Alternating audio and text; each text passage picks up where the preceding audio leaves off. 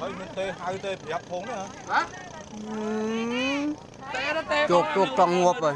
Tê khơi tê màu mà đồ tê có mà giờ thấy cũng được đẹp ta. Ở đây bói tê hút cho phố đua thấy.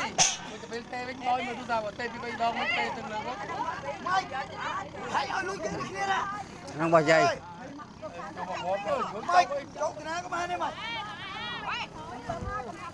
Ơi, mình đeo năn mà kỹ tu từ lượng nó vang này. Bao dây. Dạ, nhắm đồ mà phó mình nhắm chỗ đua thấy.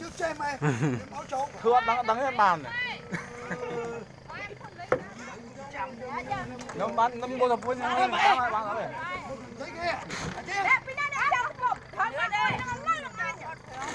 À, cho mất thoại quá không? Đó nó hôm nay vô đi. Theo mình giấu à? Mình lâu đấy đua thấy bình tùng đủ không? Hả?